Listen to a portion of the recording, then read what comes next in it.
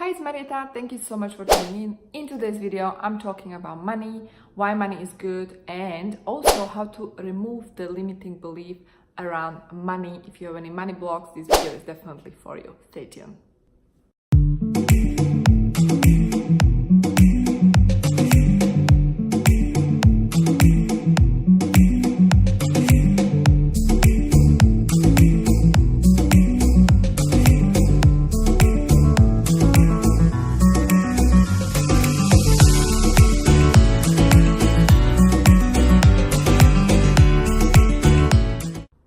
So let's talk about money, which is a little bit controversial topic, and that's why I want to talk about it. If you missed my previous video, go back and check it out. I was talking about purpose-driven business. Why should you start purpose-driven business? Why it's so important to start purpose-driven business?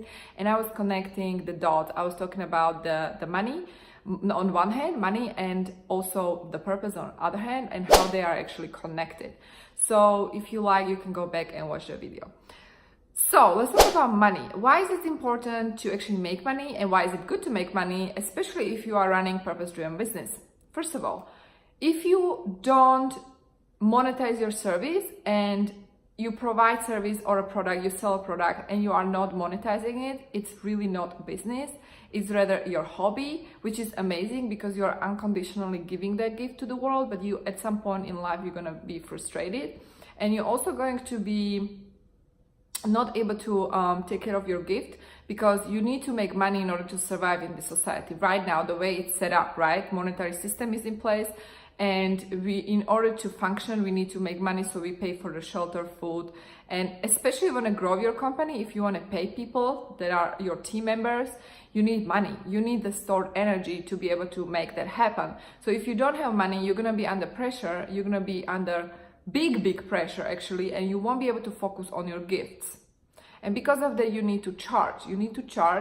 As again, business is exchange of value and energy. On one hand, you are providing a service product, on the other hand, you are getting paid. Money is energy, it's stored energy. Your product or value, your product is a value, or your service is a value, which is also energy. So you are exchanging two things. One is the energy for another energy. It's an energy exchange. The business is energy exchange. So money is stored energy, right? Now, if you undercharge, meaning it's not necessarily aligned with you, let's say you charge very little and you are not able to sustain your living, you're going to be under pressure. You won't be able to pay your team members. If you feel guilty that you should charge more, you need to remove the guilt, honestly. There is no way you can actually charge more, because people can feel it, and you won't be able to sell it. You won't be able to close people if you feel guilty. Like whatever the price is, the price point, if you feel guilty, you won't be able to close those people. Like when I say close, many people again associate the term with something negative. There's nothing wrong. Close is just an agreement that we're going to cooperate together and there's going to be exchange of energy. That's all. It's an agreement.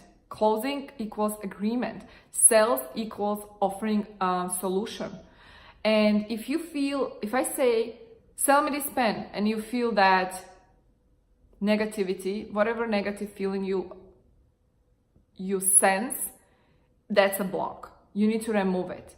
If I tell you, all right, you have this wonderful service and you don't make enough money, why don't you raise the price? And you tell me, but I don't think it's a good idea, I will feel guilty. Then you have to examine, why do you feel guilty? Because that guilt is going to sabotage your success. Because that guilt is coming again from your subconscious mind, and you're going to sabotage it. Like you won't allow that to happen to you. Because you feel that maybe charging this much equals being greedy, right?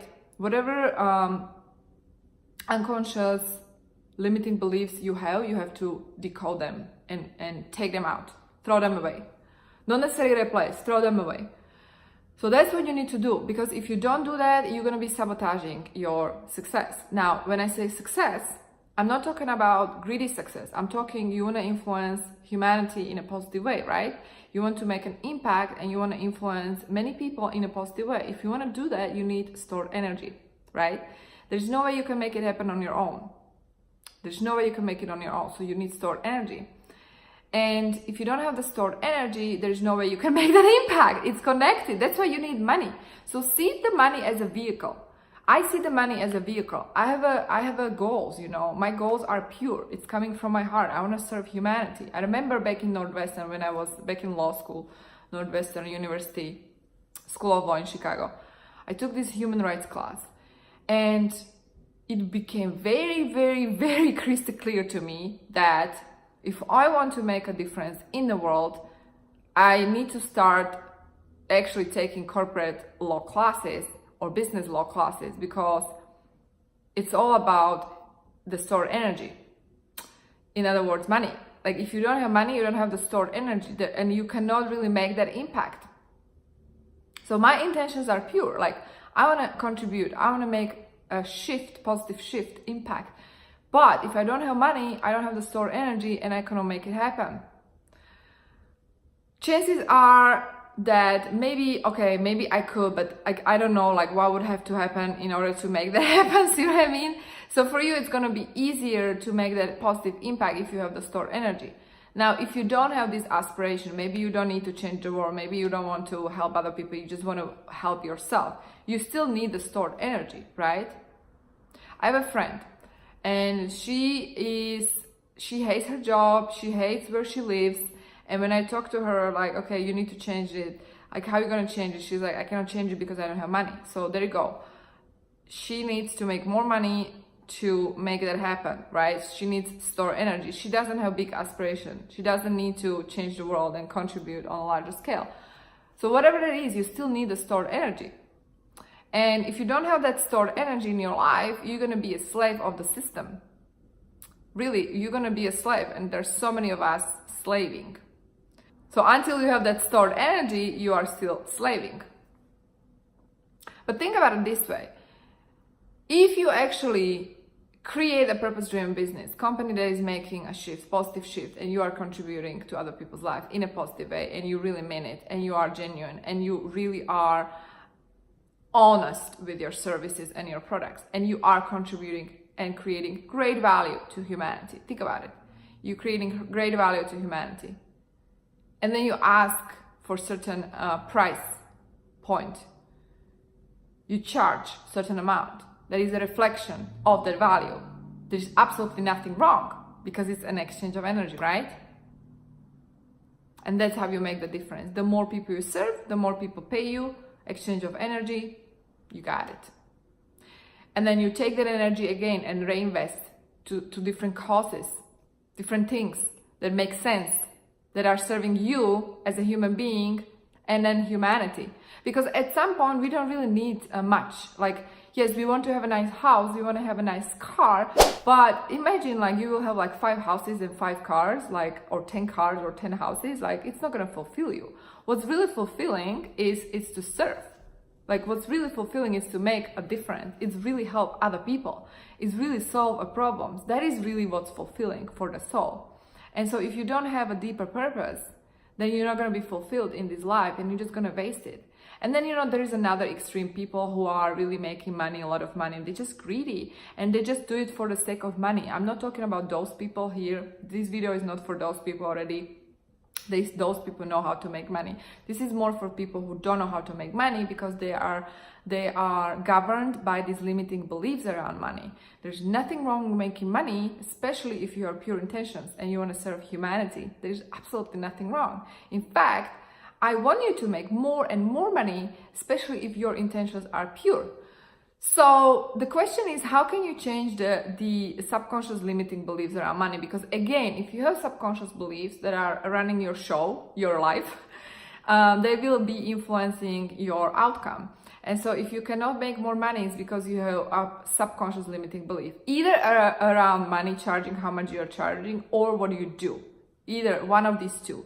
Maybe you're not aligned with what you do, right? Maybe you are, let's say you're an accountant, you have your own firm, like I just make this up, right? But you hate being an accountant, and you know that your deep calling is to be artist, and you are not aligned with that sole purpose. And because you're not aligned, you have an inner sabotage in place that is trying to stop you. In fact, you are trying to stop yourself so you can become more aligned with your life purpose to become an artist. And then you need to give yourself permission to become an artist. And then, like I said in my previous video, create a purpose-driven business. Define what's your gift, your passion, what you're good at, and how you monetize it. So that's how you're going to create that purpose-driven business that is total alignment, and then you can start charging. Or maybe you are aligned, maybe you have a business that is aligned with you, with your calling, but for whatever reason you're not charging because you feel guilty. So this is what you're gonna do. You're gonna write all limiting beliefs. You're gonna write, okay, what do you feel around money?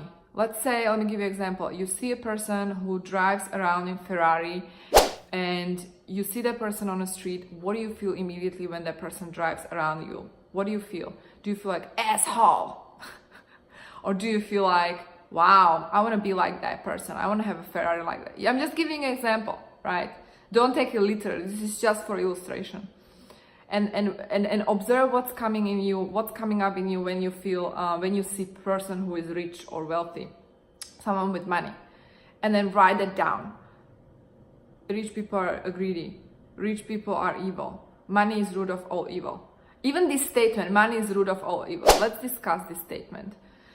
So here's the deal. Money is not root of all evil. What's root of all evil is bad intention and mind that is not pure. If you have if your mind is dirty, not clean, not pure, you don't have pure intentions, you have bad intentions, you are a toxic person, of course if you're gonna make money, money will just magnify that toxicity. But if you are pure inside, you have pure intention, you want to change people, you want to change and contribute to other people, you want to change their life, you want to help people. The more money you make, that's going to amplify, right? So really, money is not the root of all evil. Money is just energy, and that's you who is root of all evil. If you have dirty mind, dirty thoughts, dirty intention, you're a toxic person. So you just need to change that. And by the way, if you're hurting other people, you are automatically hurting yourself. It's so connected. You cannot divide that hurt. Like, you hurt others, you're gonna hurt yourself, because we are all one. So if you have a limiting belief system around money, you just need to write it down, write everything down, write it down, everything down. And then you're gonna scratch every single belief and then write a new belief. And then what I want you to do, I want you to read it every day. I want you to read it every day. It needs to sink in your subconscious mind. And also what I want you to do every day 30 minutes of meditation. And when you go there, you just observe, and you can observe how you feel around money, especially when the topic is money, right? Or you can also observe yourself, like observe your life. Once you create a business, that purpose-driven business, right? And you want to sell, you want to monetize it. See like what's going on, what's coming up. Like, for whatever reason you cannot sell this. Why? Maybe ask your customers, is it too high? What's the price point? Is it a problem for you to pay this? Why is it a problem? Or just you observe what's going on. Or maybe if they say, no, it's good, then you have to go within. Again, the outside world is a reflection of your inner world. Chances are you need to change inside of you, and then it's going to work outside. Because 80% of your life, what's going on, your success or failure, is really a reflection of you and the mindset, everything inside of you. 20% is the strategy. Alright guys, I hope it makes sense. Let me know what you guys think. Leave a comment below this video if you like. And yeah, if you like, check out also free chapters of my book, Love is the Law. Link is gonna be below this video. And stay tuned for the next video. And have a wonderful day. And I'll talk to you soon.